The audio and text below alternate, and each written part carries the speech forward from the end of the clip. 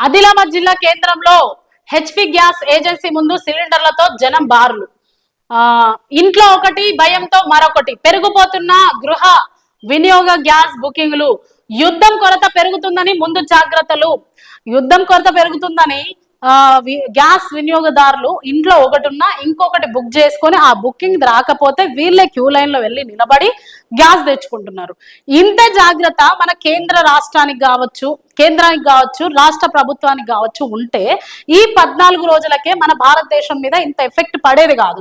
వాళ్ళు జాగ్రత్తలు తీసుకోలేదు కాబట్టే సామాన్య ప్రజలకు ఇంత ఎఫెక్ట్ అవుతుంది. చూడండి, ఆలయాల్లో అన్నదానాలు వాయిదాలు పడుతున్నాయి, ప్రసాదాలు కూడా కుదించి ఇస్తున్నారు. ఎల్పిజి లెక్క కొన్ని ప్రాంతాల్లో మూతపడుతున్న హోటల్స్, కట్టెల పొయ్యిలు, బొగ్గు బట్టీలపై వంటలు చేయాల్సిన పరిస్థితి. హైదరాబాద్ లో అయితే కట్టెల పొయ్యి కూడా కటకట. ఎందుకంటే హైదరాబాద్ లో అందరు రెంట్లకు ఉంటారు, అక్కడ కట్టెల పొయ్యి పెడతామంటే రెంట్ల నుంచి వెళ్ళగొట్టేస్తారు.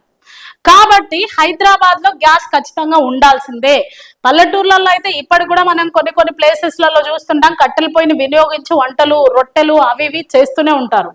మరి సిటీలో ఉన్న వాళ్ళ పరిస్థితి చూడండి. ఐటీ ఉద్యోగులకు భోజనం కష్టాలు. గ్యాస్ కొరత తీరే వరకు వర్క్ ఫ్రం హోమ్ ఇవ్వాలని డిమాండ్లు చేస్తున్నారు.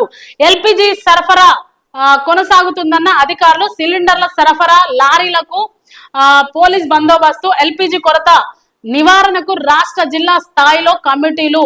అత్యవసర సేవలకు గ్యాస్ కొరత లేకుండా చూస్తామన్న మంత్రి ఉత్తమ్ కుమార్ రెడ్డి. సో అక్కడ జరుగుతున్న యుద్ధాల ప్రభావం ఆల్రెడీ 2 రోజుల నుండి మన భారత్ లో స్టార్ట్ అయిపోయింది. గ్యాస్ కొరత వచ్చేసింది, కొన్ని హోటల్స్ మూతబడిపోయాయి. మరి మన చిన్నప్పుడు కట్టెల పొయ్యి మీద ఉండేవాళ్ళు. సో అలాంటి పరిస్థితి వస్తదేమో అని ప్రజలు భయాందోళనకు గురవుతున్నారు. అక్కడ యుద్ధాలు ఆగాలని కోరుకుంటున్నాం. ఎందుకంటే ఆ యుద్ధ ప్రభావం మన భారతదేశం మీదే కాదు, ఇంకా పలు దేశాల మీద కూడా పడుతుంది. ఆర్థిక వ్యవస్థలు దెబ్బతినే అవకాశం ఉంటుంది. ఎందుకంటే ఇక్కడ నుండి కూడా ఎగుమతి ఉంటుంది, అక్కడ నుండి కూడా మనకు ఎగుమతి ఉంటుంది. సో ఆర్థిక లాభ నష్టాలు అవన్నీ కూడా మనం చూసుకుంటుంటాం. గల్ఫ్ దేశం నుండి, హెర్మోజ్ నుండి మనకు ఆయిల్ ట్యాంకర్స్, పెట్రోల్, డీజిల్ ఇవన్నీ సరఫరా అవుతుంటాయి అన్నమాట. అక్కడ ఒకవేళ యుద్ధాలు ఇలాగే కొనసాగితే జలదారి కూడా మనకు బంద్ అయిపోయే అవకాశం ఉంటది. కాబట్టి ఈ యుద్ధాలు ఆగాలని మేమైతే కోరుకుంటున్నాం.